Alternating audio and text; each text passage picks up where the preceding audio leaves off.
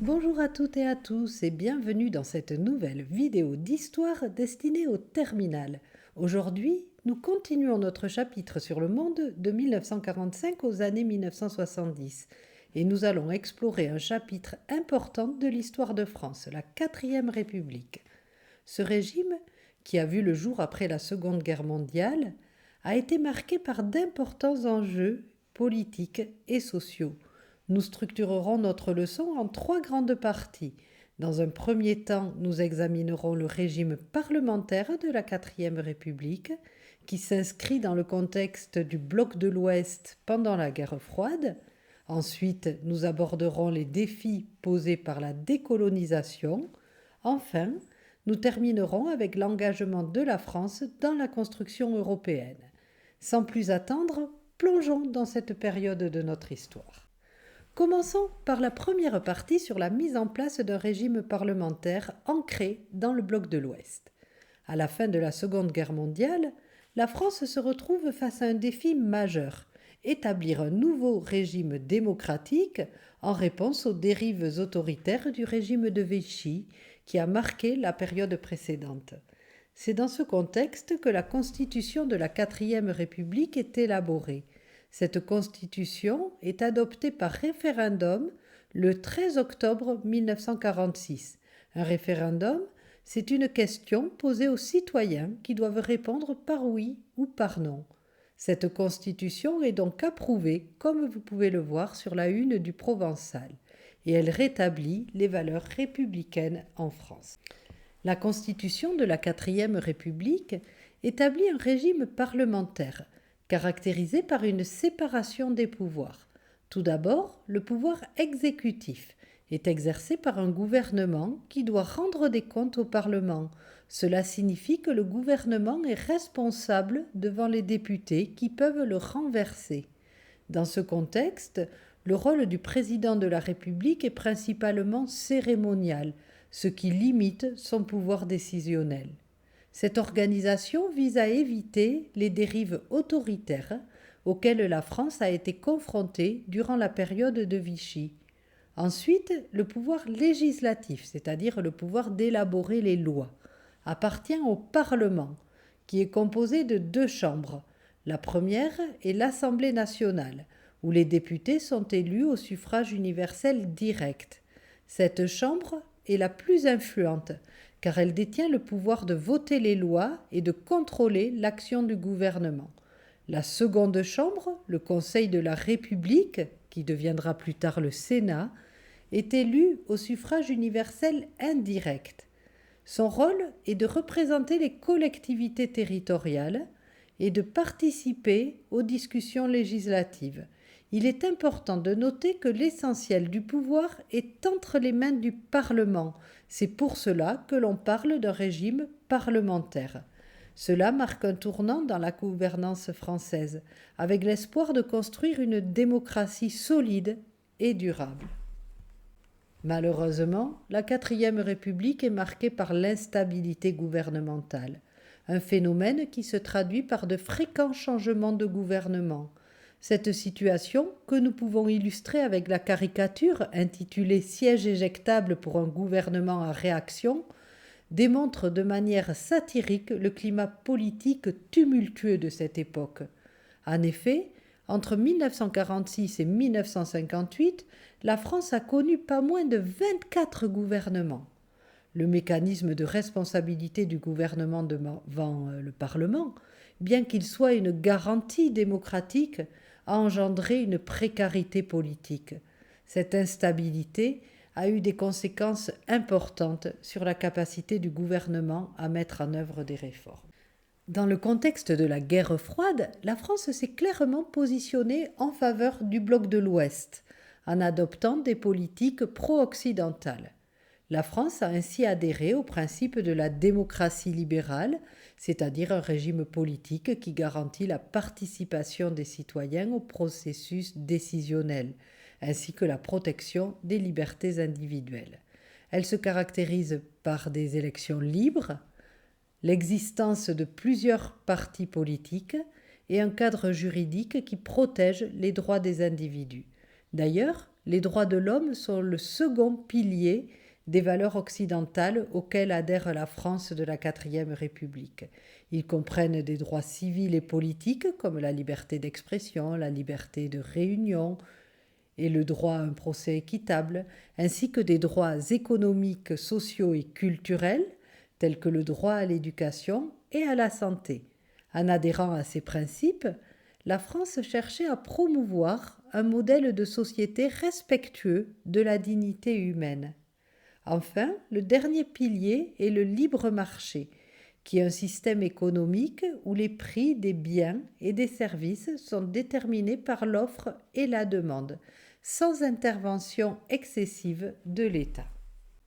La France est l'un des principaux bénéficiaires du plan Marshall, une aide financière des États-Unis qui a été proposée en 1947 aux pays d'Europe de l'Ouest pour les aider à se reconstruire après la Seconde Guerre mondiale.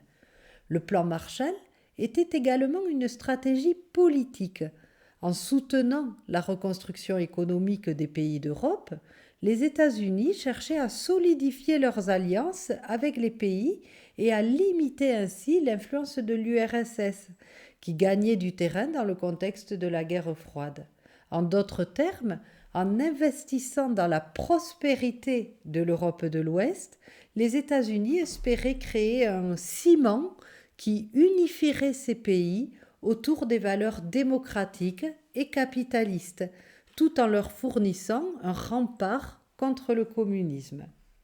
En 1949, la France s'engage dans l'OTAN, l'organisation du traité de l'Atlantique Nord.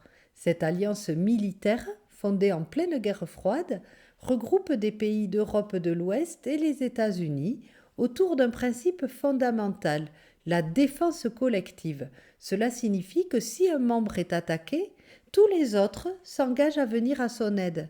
Pour la France, intégrer l'OTAN représente un renforcement de sa sécurité et un engagement clair envers le bloc de l'Ouest. Peu de temps après, en 1951, la France joue un rôle central dans la création de la Communauté européenne du charbon et de l'acier, la CECA. Cette initiative, soutenue par les États-Unis, vise à intégrer les industries du charbon et de l'acier des pays membres, à savoir la France, l'Allemagne, l'Italie et les pays du Benelux, la Belgique, les Pays-Bas et le Luxembourg. L'objectif est double: favoriser la coopération économique entre ces nations et garantir la paix en rendant la guerre matérielle plus difficile, car le charbon et l'acier sont indispensables à la fabrication des armes. Nous allons à présent passer à la seconde partie de la leçon sur les défis de la décolonisation. La France de la quatrième République se trouve dans une position délicate en ce qui concerne son empire colonial. Malgré la montée des aspirations à l'indépendance dans de nombreux territoires, la France s'efforce de conserver ses colonies et refuse souvent les déclarations d'indépendance. Cette résistance à la décolonisation entraîne des conflits armés qui deviennent de plus en plus fréquents et violents. L'empire colonial français représente une source de ressources naturelles, de marché pour les produits français et un statut international privilégié. La France perçoit ses colonies comme un atout essentiel pour sa puissance économique et politique. Maintenir ce contrôle est donc crucial pour les dirigeants français qui craignent qu'une perte des colonies ne compromette la position de la France sur la scène mondiale et sa capacité à rivaliser avec d'autres puissances. Cependant, cette volonté de conserver son empire et de réprimer les mouvements d'indépendance n'ont fait qu'exacerber les tensions. La guerre d'Indochine, qui s'étend de 1946 à 1954, est un conflit majeur entre la France et les mouvements indépendantistes de la colonie. À la fin de la Seconde Guerre mondiale, la France refuse de reconnaître la déclaration d'indépendance du Vietnam, proclamée par Ho Chi Minh le 2 septembre 1945.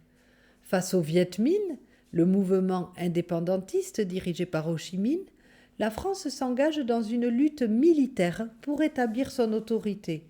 La bataille de Dien Bien Phu en 1954 voit le Viet Minh assiéger les positions françaises et se termine par une défaite pour la France, ce qui force la métropole à reconnaître l'indépendance de ses territoires. Ainsi, 3 nouveaux États émergent de cette décolonisation, le Vietnam, le Laos et le Cambodge. En Algérie, le 8 mai 1945, alors que la France célèbre la victoire sur l'Allemagne nazie, des manifestations en faveur de l'indépendance et des droits civiques pour les Algériens éclatent à travers le pays, et particulièrement à Sétif. Ces manifestations se transforment rapidement en affrontements violents entre nationalistes algériens et forces françaises. La répression qui s'ensuit est sévère et disproportionnée. Des milliers d'Algériens sont tués. Cet événement tragique marque un tournant dans la relation entre la France et sa colonie algérienne. La violence de la répression renforce le sentiment anticolonial parmi la population algérienne et radicalise encore davantage les aspirations à l'indépendance. Les émeutes de Sétif sont souvent considérées comme un catalyseur éveillant les consciences et mobilisant les Algériens autour de la lutte pour la libération nationale. On considère que la guerre d'Algérie débute le 1er novembre 1954, date à laquelle le Front de libération nationale, le FLN, le principal mouvement nationaliste algérien, lance une série d'attaques coordonnées contre des cibles françaises à travers le pays. Cet événement est connu sous le nom de Toussaint rouge, car il survient le jour de la Toussaint, un jour de fête religieuse en France. Ces attaques marquent le début d'un conflit armé ouvert qui s'intensifie rapidement et se prolonge jusqu'en 1962. Le FLN, qui prône l'indépendance de l'Algérie, utilise des tactiques variées allant des attaques armées au sabotage, dans le but de défier la domination française et de mobiliser la population algérienne autour de la cause nationaliste. La guerre d'Algérie est caractérisée par son intensité et sa brutalité dans les deux camps, avec des conséquences dévastatrices tant pour les Algériens que pour les Français. Elle devient un symbole des luttes anticoloniales à travers le monde et soulève des débats passionnés sur la colonisation, les droits de l'homme et la légitimité de l'usage de la violence dans la quête d'indépendance. Les gouvernements de la 4e République se trouvent dans une position difficile face à la crise algérienne.